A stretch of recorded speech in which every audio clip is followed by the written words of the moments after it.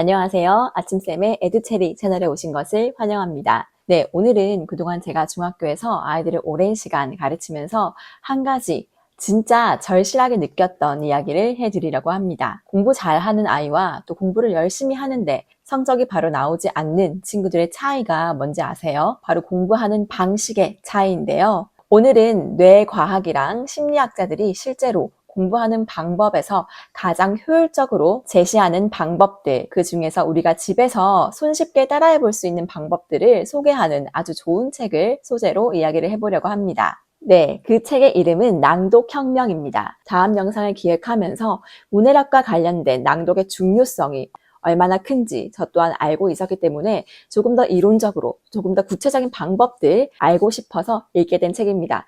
결론적으로 너무너무 유익한 책이라서요. 꼭 한 번씩 읽어보셨으면 좋겠어요. 네, 끝까지 보시면 당장 집에서 실천할 수 있는 좋은 팁들을 얻어가실 수 있을 거예요. 바로 한번 시작해 보겠습니다. 믿고 따라가 교육, 육아, 책 정보는 어디?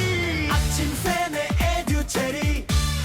본격적으로 들어가기에 앞서서 제가 교직 생활에서 정말 키노트로 삼는 문장 하나를 소개해 드리려고 합니다. 벤자민 프랭클린이 이런 말을 했대요. Tell me and I forget, teach me and I may remember, involve me and I learn. 말해주면 잊어버리고 가르쳐주면 기억할 수도 있고 또 직접 하게 하면 비로소 배우게 된다 라는 뜻인데요. 자, 그럼 아이들이 실제로 어떻게 공부를 적극적으로 하고 효율이 나는지 방법들을 하나씩 자세히 살펴볼게요. 화면에 보시면요. 왼쪽이 수동적 공부예요. 그냥 앉아서 읽고 듣는 거죠. 편하고 쉬우니까 다 안다는 착각을 주거든요. 근데 우리 뇌는 그걸 중요한 정보로 저장을 하지 않습니다. 오른쪽은 능동적 공부입니다. 말 그대로 풀고 그리고 분류하고 가르치는 거. 이런 거 귀찮아 보이죠? 근데 이게 장기 기억으로 가는 가장 빠른 길이라고 합니다. 인지심리학과 뇌과학이 한결같이 하는 말이 있어요. 어렵게 외우면 잊기가 어렵다. 저는 중고등학교에서 오래 가르쳤는데요. 성적이 오르는 아이들은 공부하는 방식 자체가 달라요. 시험 전날 교과서 읽고 또 읽고 계속 읽기만 하는 친구들이 있잖아요. 근데 막상 시험지를 받으면 기억이 안 난다고 말을 합니다. 당연한 거예요. 왜냐하면 진짜 공부는 요란해야 합니다. 읽은 내용을 소리내어서 설명하게 하고 또 말하면서 다시 풀어보게 하는 것이 중요합니다. 수학 문제도 소리내어서 여러 번 읽게 한번 시켜보세요. 처음엔 귀찮아 해도 근데 설명하다 보면 본인이 뭘 모르는지 스스로 알게 될 겁니다. 그게 제대로 공부하는 방법의 시작점입니다. 네, 다음은 어휘력의 마태 효과인데요. 이 부분은 제가 교사로서 제일 절실하게 느꼈던 부분입니다. 고등학생인데 수능 지문을 읽으면서 단어 뜻을 모르는 아이들이 생각보다 진짜 많아요. 읽는 건 되는데 무슨 말인지 모르는 거죠. 이미 중고등학교 때는 많이 늦은 거라고 봅니다. 화면에 보시면요. 유치원 때 어휘력이 하위 25%였던 아이는 초등학교 6학년이 되면 독해력이 평균보다 3년이나 뒤처진다고 합니다. 3년이에요. 무려 3년. 아는 단어가 많은 아이는 책을 읽을수록 더 많이 배우고 또 모르는 아이는 읽어도 쌓이는 게 많이 없게 되죠. 부익부 빈익빈 현상이라고 합니다. 이렇게 중요한 어휘력이 어디서 만들어지는지 아시나요? 네, 교과서가 아니라 바로 부모의 입에서 나오는 그 말을 듣고 자란다고 합니다. 일상에서 다양한 단어를 말 걸어주고 또 꾸준히 아이에게 책을 읽어주는 것, 이게 정말 중요한 선행 교육입니다. 전 독서가 모든 공부의 뿌리라고 믿거든요.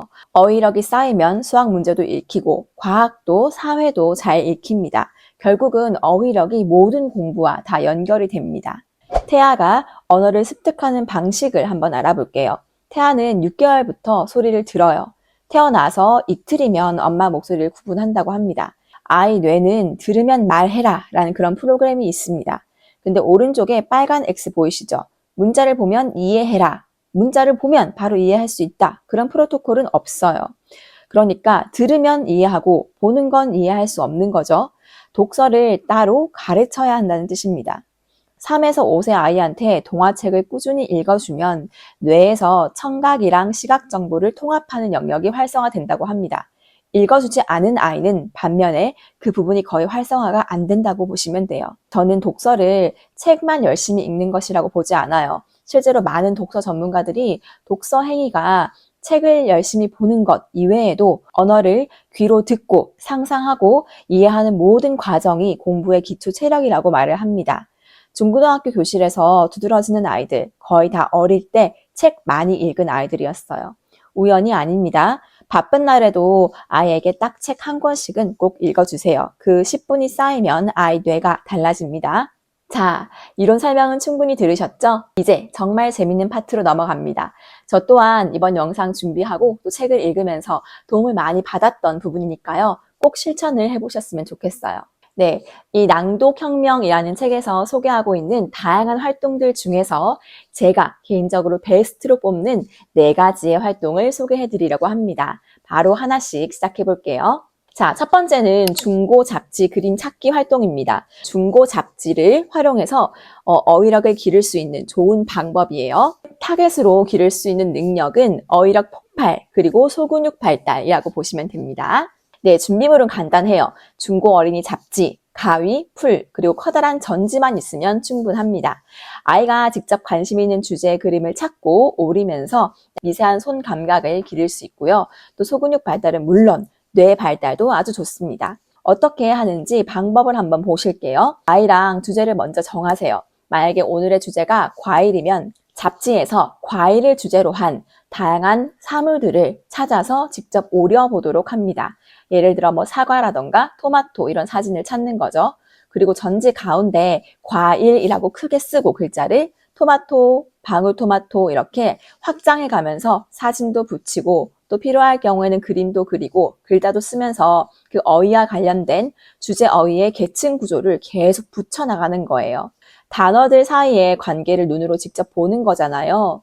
나중에 중고등학교에 가면 개념 간의 연결을 파악하는 데 정말 중요한 실력을 기를 수 있습니다. 그 힘이 이런 전지놀이에서 시작될 수 있습니다. 두 번째 놀이는요, 그림 읽기 놀이입니다.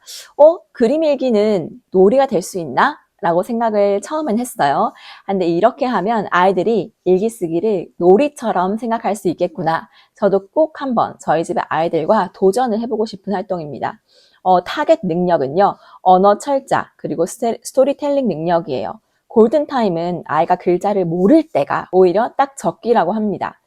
글자를 모르기 때문에 그림 읽기가 더 적합한 거죠. 글자를 쓰지 못하는 시기에 엄마 손을 빌려서 아이가 자신의 생각을 조리 있게 말로 낭독해서 표현하는 훈련을 시작하는 거예요. 어떻게 하는지 7단계로 제시하고 있습니다. 같이 한번 보실게요. 1단계는 아이가 그림을 먼저 그립니다. 2단계는 부모가 아이의 말을 메모지에 받아 적습니다.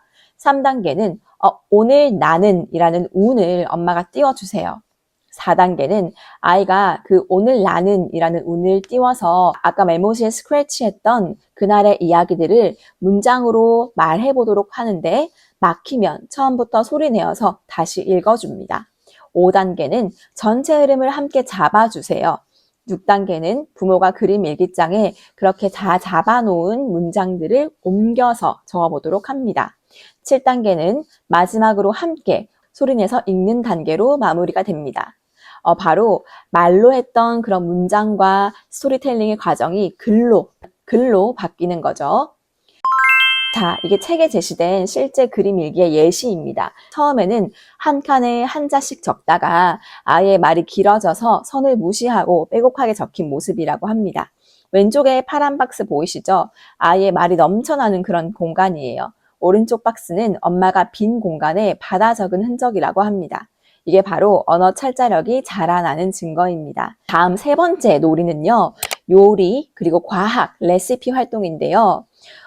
타겟 능력은 순서, 양, 시간 개념 등을 익히는 것이라고 합니다. 요리가 왜 어휘력 신장과 국어와 관련되는지 궁금하시죠?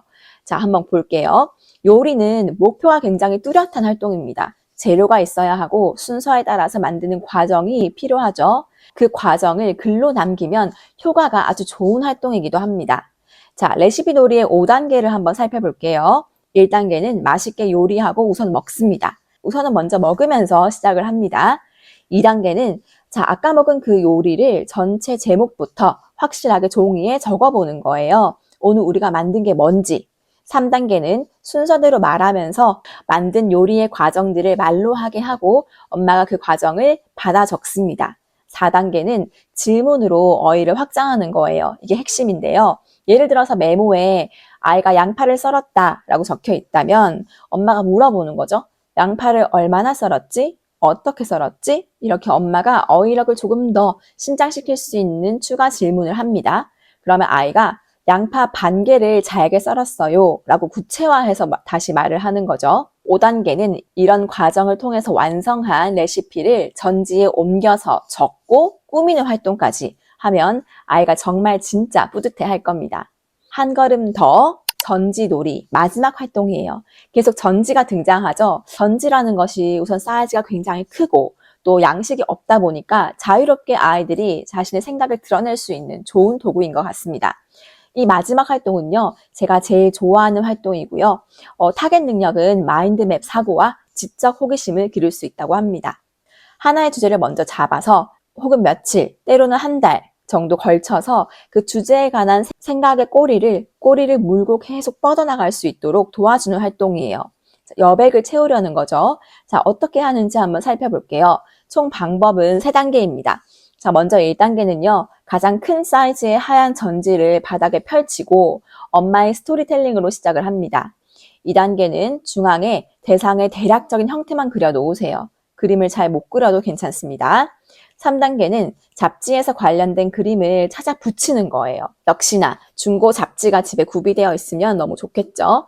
아이와 의논을 하면서 전지 한쪽에 글자를 적어 놓을 수도 있고 자유롭게 어휘력을 확장시킬 수 있습니다. 자, 이렇게 확장을 한번 해보세요. 비행기가 주제라면 중앙에 비행기를 조금만 그려놓고 천천히 비행기를 주제로 뻗어나가는 거예요. 첫날 다 못 채우면 그 전지를 놔두고 다음날, 몇 주, 한 달 이렇게 쭉 계속 더해가는 거죠. 다양한 활동을 더해갈 수 있습니다. 그림책에서 정보를 찾아서 적는다거나 작은 비행기를 들고 지구본을 돌려본다거나 종이 비행기를 접어서 붙인다거나 아니면 비행기와 관련된 항공박물관에 갔던 사진을 붙인다거나 다양한 것들을 이 전지에 모두 다 수집을 하는 거죠. 이렇게 하나의 실마리로 주제는 예를 들어서 우주선, 탈 것 이런 식으로 아이가 흥미 있는 주제를 설정을 하고 그 주제에 관한 다양한 지식을 스스로 채워가는 능력을 기를 수가 있습니다. 이 활동이 결국 독서랑 어떻게 연결했는지가 또 중요하잖아요. 주제가 생기면 그 주제에 관련된 책을 찾고 또 책을 읽으면서 또 새로운 걸 알게 되면 또 그것을 적어놓고 이렇게 하면서 전지에 점점 더 많은 양의 어휘, 점점 더 많은 양의 지식이 폭발적으로 늘어나는 거죠. 다양한 정보들로 채워져 가는 과정을 직접 눈으로 보는 거잖아요. 이것이 또 교육적인 효과가 크다고 생각을 합니다. 한 번에 원하는 결과를 얻지 못하면 쉽게 좌절하는 경우가 있어요. 예를 들면 수학 문제를 풀 때라도 수학 문제가 잘 풀리지 않으면 나 못해, 안 할래 이렇게 포기하는 경향이 있거든요. 특히 어린 아이들일수록 그런 것 같아요. 그럴 때 우리가 부모로서 더 길러줘야 하는 능력은 내가 모르는 것의 여백을 채워나가는 과정에는 시간이 걸리고 그것을 조금 견디면 점점 더 견고하고 정교한 지식의 세계가 내 머릿속에 잡힌다라는 것을 아이들에게 시각적으로 보여주는 것이 너무너무 좋은 활동이라고 생각을 합니다. 낭독혁명이라는 책에서 대표적인 4가지 활동을 추천해드렸습니다.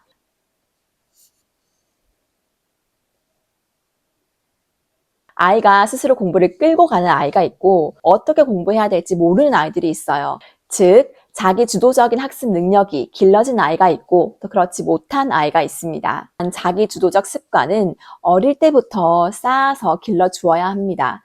저는 또한 독서가 모든 공부의 기초라고 생각을 합니다. 어휘력, 독해력, 사고력, 비판력 이런 것들이 모두 다 독서에서 완성된다고 봅니다. 네, 오늘 활동에서 중요했던 준비물들, 전지 한 장, 중고 잡지, 그리고 소리 내어서 읽는 것, 낭독 이렇게 꼭 3가지는 실천을 한번 해보셨으면 좋겠어요. 번외로 중고 잡지는 전 개인적으로 대중적인 것이 가장 좋다고 생각을 합니다. 과학에 관련된 청소년 잡지, 과학에 관련된 어린이 잡지, 독서 잡지 이런 것들 많으니까요. 검색을 한번 해보시고 과월호로 지나간 것들이지만 그 속에서 우리는 다양한 지식들을 얻어서 또 사진도 붙이고 재미있게 놀 수 있으니까요. 구비를 해두시면 좋을 것 같습니다. 네, 오늘은 이 낭독혁명이라는 좋은 책을 소개해드렸습니다. 네, 이 책에 관련된 내용이 더 궁금하신 분들은 책을 한번 읽어보시기를 추천드리고요. 전 다음 시간에도 더 유익한 내용, 더 좋은 정보로 돌아오도록 하겠습니다. 굿바이.